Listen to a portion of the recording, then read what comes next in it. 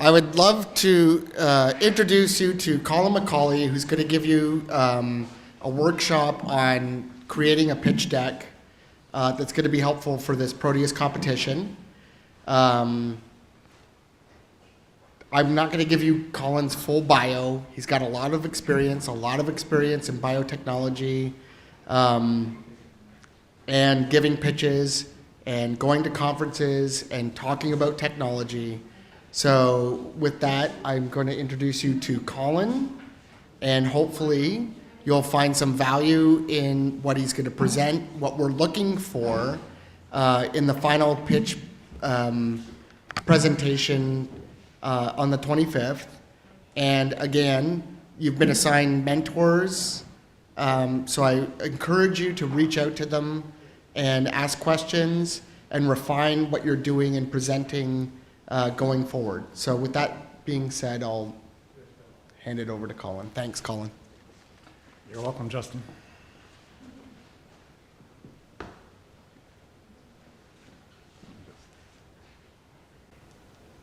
All right. Thanks, Justin. So I'm Colin McCauley. I'm entrepreneur in residence at Tech Alliance. How many people were at the previous workshop? Everybody? On the business plan? Okay, so I gave that workshop. It's nice to see the newcomers. I'm just going to skip over the slides that Justin didn't use that he was supposed to use.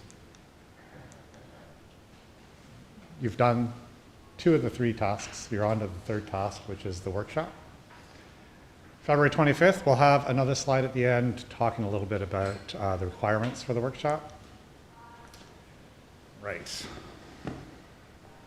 So you're all entrepreneurs, and I'm just going to move this off to the side a little bit here. Is that okay? I'm not sure if it's on, actually. This? Yeah. Is it? Sounds like it. I lied.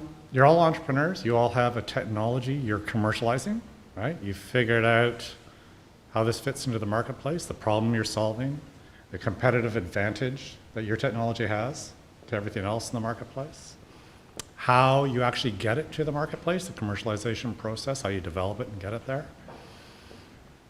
Now you're ready for this, the pitch. And before I talk about the pitch in terms of the competition, I wanted to frame it or give context to it as to the pitch you would do in real life. When you go out and take your technology and pitch it and what that is, all right? So what is a pitch? Anybody?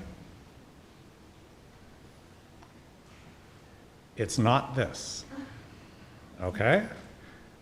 This is the classic sales pitch. That's not what you're doing. So I want you to think a little bit about that. What's the difference between this sales pitch and what you're going to be doing? There's 2 really key things you need to know about a pitch, any pitch, okay? Who your audience is and what the intended outcome of the pitch is. So you have an idea of what the outcome is before you start. This is a sales pitch. What's the outcome? Exactly, it's a sale. The outcome is you get the cash out of their pocket and put it into yours, right? Who is the audience for this pitch? Anyone? We have more than one person speaking? No? It's Late at, like after midnight. Yeah, all right. First laptop, for sure. I'll buy it every time. It's the customer, right? They're pitching to the customer. And they're going to do a sale. That's the outcome of the pitch. Transfer of money in exchange for those goods. All right. Who are you pitching to? You're trying to develop a technology. Who are you pitching to? I'm going to start picking people. Investors? Investors. That's right. Who is your audience? What is the desired outcome of the pitch? Those are the 2 things you need to know for any pitch under any circumstances. Understand those 2 things to do it. You're doing an investor pitch. Everybody knows, everybody's seen this. Anybody not aware of an investor pitch? Anyone not seen Dragon's Den or Shark Tank? No? All right, so that is the classic investor pitch for consumer goods mostly. All right? Put yourself in the chair of the investor. Put yourself in his mindset. What does he do? He's sitting there trying to think of where to make investments. He is an eager and ready audience for your pitch. He's got to figure out how to make investments. How do they come to that decision? Before they make an investment, they go into a great deal of detail about the idea, the company, your technology, what your proposal is. They talk to key opinion leaders.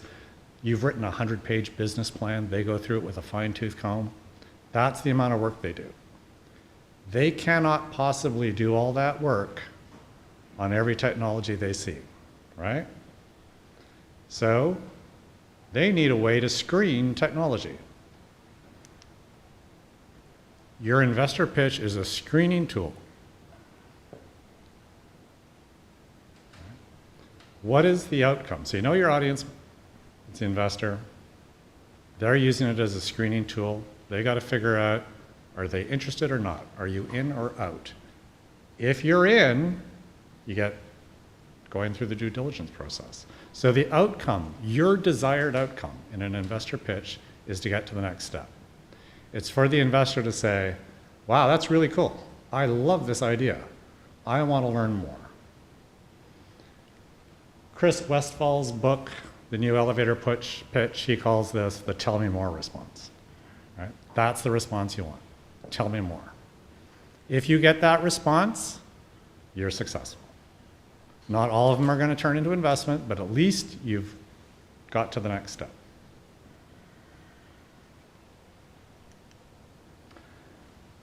This is very short, by the way, this introduction to pitches and this workshop on pitches. So feel free to interrupt and ask questions about anything I'm saying, all right? If I can't answer it, all the people in the back who've given lots of pitches can answer it.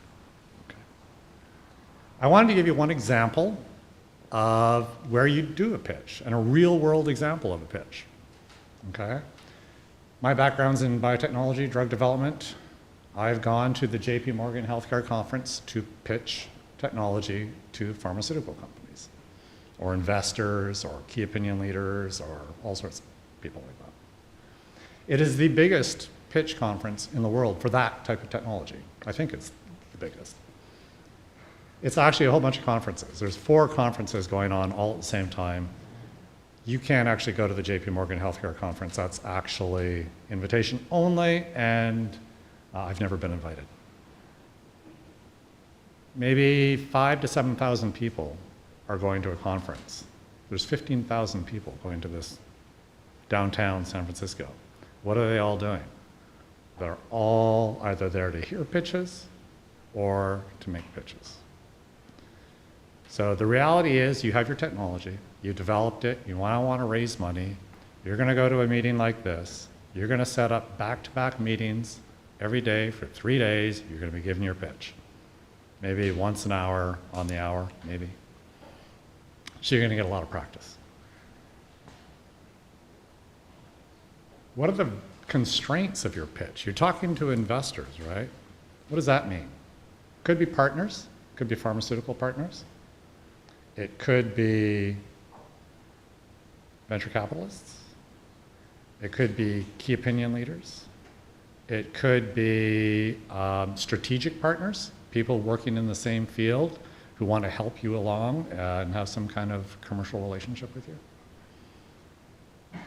So your audience, they're all investors, but they may have a slightly different angle on it, right? So you have to prepare your pitch deck. Your pitch to these people has to take into account you have an audience of all different levels of understanding and expertise. They're all very, very smart people, but they may focus on different aspects of what you're doing. Some may be very focused on the technology. Some may be very focused on the market that you're going after and the business opportunity. Right? So you have to please everyone to a certain extent, but remember, what's the outcome you want? Tell me more. That's right. Get to the next step. You don't have to answer all the questions. You have to get them so they're interested and they can say, wow, I'm really interested. That's exactly the area that we're interested in. Let's talk later in more detail. Okay. Variable meeting formats. If you go to a meeting like this, how are you going to give it? Are you going to talk in a room like this? Are you going to stand and present with a slide deck and you have a room full of investors? You might. You might do that. You might be setting up a meeting. I pitched to Novartis. Novartis had an entire hotel floor, booked every single room, different pitch category in each room, all day long for 3 days. Might be a hotel room. I pitched to people in lobbies. You're catching somebody as they're going from one meeting to another. You say, can I take you for 20 minutes just to give a pitch? And you'd find a space in a lobby. Could be one of the after parties of the conference that's going on. You might catch somebody in a corner. So you have to be prepared for different circumstances. Right? So this is just a real world example of how you set up your pitch, the things you need to think about, and how you plan it. So you don't lug around a big computer all day long with your slide deck on it, right? You print out your slides, put it in a 3-ring binder, carry that around. It makes it real easy. You can sit down, talk to somebody, and just flip through the pertinent slides for that pitch, for that person. So how is it that you communicate with all these people who have different levels of interest? Some are really interested in your technology, some are really interested, move over here. Some are really interested in the business, in the market. Some really want to dig into your finances. How do you meet all these different expectations? Well, it turns out that there's a formula for a pitch deck, and everybody has the same expectation of what they're going to hear. And this is the formula. Okay? In this order. The details are up to you. But they all want to hear first, what is the business opportunity? What problem in the market are you solving? The scope of that problem and the cost of that problem, they want to know all about the market potential of what you're doing. That will determine whether or not they're interested in your technology. You could have the best technology in the world, but if they aren't interested in that market segment, they're not going to be listening. Right? And it doesn't mean there's anything wrong with what you're doing. They just aren't interested in that market. That's not what they want to invest in. That's why you do that first. Second is your technology. Why is your technology so great? What is its competitive advantage to solve the problem in the marketplace? Third, how do you get your technology from where it is now into the marketplace? What are the major milestones in the development program that you're going to do? And fourth, and lastly, is the ask. You're talking to investors. They're there to give you money if you get through due diligence. What are you asking for? Usually, you're asking for enough money to get from where you are now to the next major milestone. So if you break down your development program into major milestones, you're usually asking to get from where you are now to the next major milestone. Okay? In the context of this business plan, what should we ask for, like, in the context of this business pitch, sorry? All right, it's the last slide. I'm going to tell you. Thanks for anticipating. Thanks for Harmon for putting that in. This is just an example. I'm not going to go through it. I think these slides will be available to you. Let me go back. Right. Guy Kawasaki's 10, 20, 30 rule for a pitch. Does everybody know who Guy Kawasaki is? Have you read his books? Anybody not know who he is? Everybody's hands go up. Okay. So there's some resource. The final slide is a bunch of resources, websites that you can go to. And Guy Kawasaki has written a bunch of books. He was a technology evangelist for Apple. And he has an often quoted rule for pitches. That's the 10, 20, 30 rule. 10 slides, 20 minutes, 30-point font. And it's a great rule. You're going to have to customize that depending on your situation.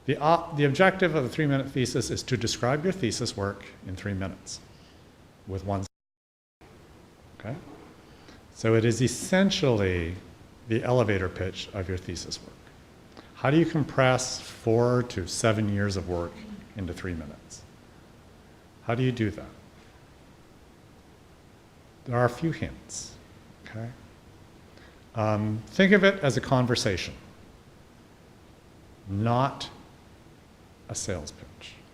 Right? You're trying to get people into a conversation. You're trying to relate to them in some way. Avoid name, rank, and serial number. You don't need to do that in 3 minutes. So that, do you know what I mean by that? Name. So it's this. Hi, my name's Colin McCauley. I have a PhD in structural biochemistry. I work on cell surface proteins and their structural changes that occur when viruses bind to them and affects how viruses get in and out of the cell. You've lost everybody. Right? So what? I have a PhD. So what?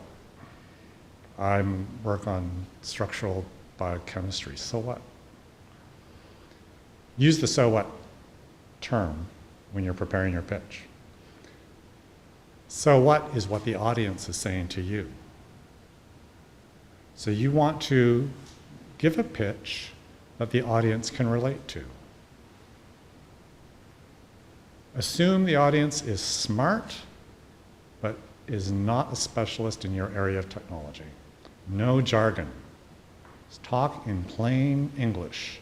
If you need to use a jargon because it's important in what you're doing, explain it in plain English.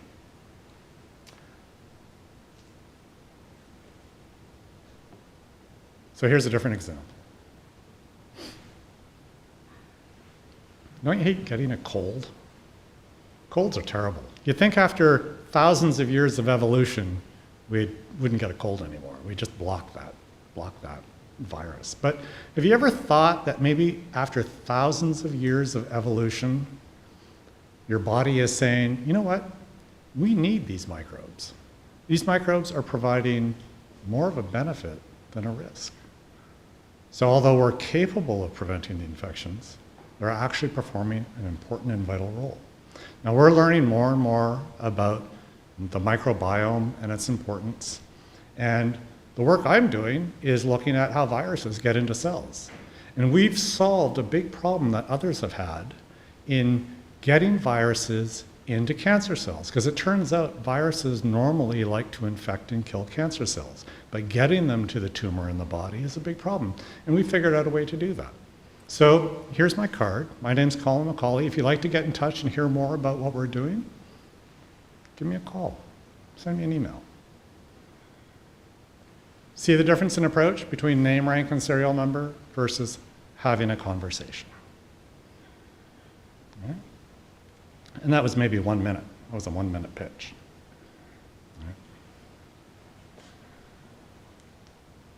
All right, Proteus Pitch. 5 minutes. Slide number, no limit. You can do whatever number of slides you want, but be careful with that. Okay? You don't want 25 slides in a 5-minute talk. If you're going to do slides, they are due by essentially midnight on February 23rd. The ask, there was a question about what's the ask. The ask is, so the prize is $10,000. If you're going to take that $10,000 and put it into your company, what would you do with it?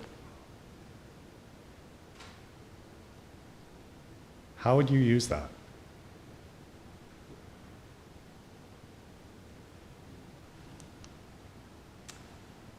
When you get the slides, these resources are there. There's resources around the pitch deck itself. You can go to the Mars site. They have a great template for pitches.